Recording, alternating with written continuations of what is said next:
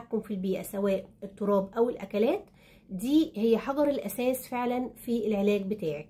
وبالنسبة للاكلات لازم تبقى انت واعية جدا بالنسبة للاكلات اللي هي بتعمل لك الاتاك او الهجمة دي، وتمنعيها تماما دلوقتي.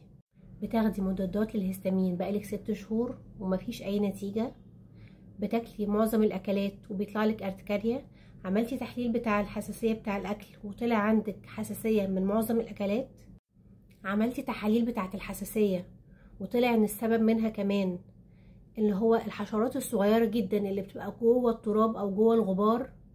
ده كان التعليق بتاع منار لأي حد زي منار، وطبعا الكلام الموجه لمنار كمان. خليني اقولك ان المشكلة مش في جسمك، المشكلة ان انتي مش بتعالجي المناعة نفسها. كل الادوية اللي انتي بتاخديها دي اللي هي مضادات الهستامين هي بتهدي الاعراض بتاعة الارتكاريا، لكن الامصال اللي انتي بتسألي عليها دي هي بتمنع السبب من اساسه. فطبعا الامصال دي كويسة جدا جدا في الحالة اللي هي حالات الارتكاريا المزمنة زي عندك كده.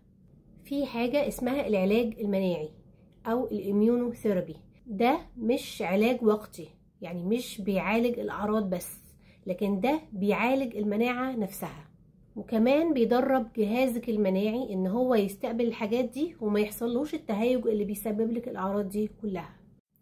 بناء على القصة اللي انت ذكرتيها دي كلها يا منار، طبعا الحاجة اللي انت عندك ارتكاريا مزمنة بسبب حاجات متعددة، واكيد اكيد طبعا العلاجات العادية مش هتأثر معاكي خالص. طيب انت ايه البروتوكول اللي يمشي وهيجيب معاكي ان شاء الله؟ الخطة العلاجية تبقى من 3 محاور اساسية، والتالتة دي اهم حاجة وانا هقولها في الاخر.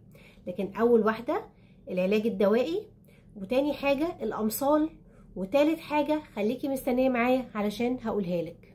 اول حاجة العلاجات الدوائية، طبعا زي ما انا حفظتكم، اول حاجة مضادات الهستامين وليها كذا نوع، وممكن لو بناخد حاجة واحدة بس ممكن نزود حاجتين، وممكن ان احنا نكبر الجرعة شوية بناء على الحالة بتاعتك. تاني حاجة في العلاج الدوائي برضو ان احنا ناخد حاجة اللي هي انتي ليكوتراينز زي المانتوليكاست اللي هي السنجولير، دي حاجة غير مضادات الهستامين. الحاجة الثالثة اللي هو العلاج البيولوجي زي الزولير. كل ال3 حاجات دول، وطبعا حاجة كمان معاهم الكورتيزون، بس طبعا احنا مش بنحب ان احنا نعتمد على الكورتيزون لمدة طويلة جدا علشان الاعراض الجانبية بتاعته، مش عايزين ان احنا نعالج حاجة ونبوظ حاجة. فكل ال4 حاجات دي كل دول في القصة او الركن بتاع العلاج الدوائي. تاني حاجة العلاج بالامصال، وطبعا بما ان انت التحاليل بتاعتك اثبتت ان انت عندك حساسية للمايز، فطبعا ده مناسب جدا جدا ليكي. وطبعا الامصال في حالتك بتساعد ان تقل الاعراض تدريجيا، وكمان بتمنع الانتكاسات بتبقى على المدى الطويل جدا.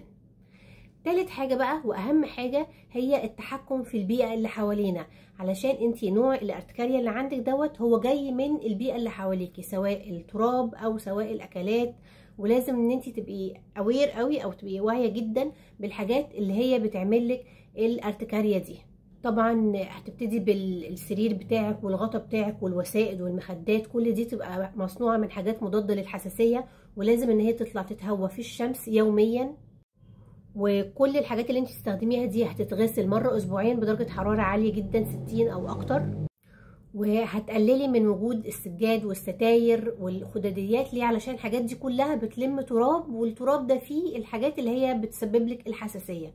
وطبعا هنستخدم مكنسة تكون بفلتر كويس علشان تلم كل الاتربة اللي هي بتعمل لك الحساسية دي. وطبعا حافظي على تهوية المكان اللي انت فيه يوميا، وحافظي ان انت تقللي الرطوبة. وبالنسبة للأكلات برضو اللي هي بتعملك الأتاك بتاعة الارتكاريا دي، لازم انت تبقي أوير بيها جدا، وفي فترة العلاج الأولية دي تمنعيها تماما، وبعد كده نبتدي ندخل الحاجات دي بالتدريج خطوة خطوة صغيرة جدا. حاجة واحدة بس كل أسبوع على مدار أسبوع أو على مدار أسبوعين حتى، هتدخلي حاجة واحدة بس بكميات صغيرة تدريجية تدرجيها خطوة خطوة لغاية ما تبقى طبيعية. لكن لو لقيتي ان انت لسه بتتحسسي ليها هتمنعي الاكلة دي تماما خالص. وطبعا في الخطة العلاجية اللي احنا قلناها دي ذكرنا الامصال، دي طبعا مش اي حد هيديها لك، لا لازم دي استشاري علاج مناعة هو اللي يديها لك بنفسه. ونصيحتي ليكي يا منار كاستشاري جلدية، ان انت تبدأي الموضوع خطوة بخطوة. اول حاجة التحكم في البيئة، تاني حاجة ودي حاجة مهمة جدا جدا، التحكم في البيئة دي يعني حجر الاساس عندك في الخطة العلاجية بتاعتك. تاني حاجة العلاجات الدوائية، تالت حاجة العلاج بالامصال. لو حد بيسمعني جديد واستفاد من الرد، يا ريت انت كمان او انت كمان تشاركونا التجارب بتاعتكم في الكومنتات علشان كلنا نستفاد من بعضينا. ولو اول مره تشوفني يا ريت تعملوا فولو للاكونت ولايك للفيديو وشير للفيديو على الستوري واعملوا لي ريبوست علشان الفيديو يوصل لحد هو فعلا بيعاني ومش عارف العلاج ايه، فيعرف يستفاد معانا باذن الله.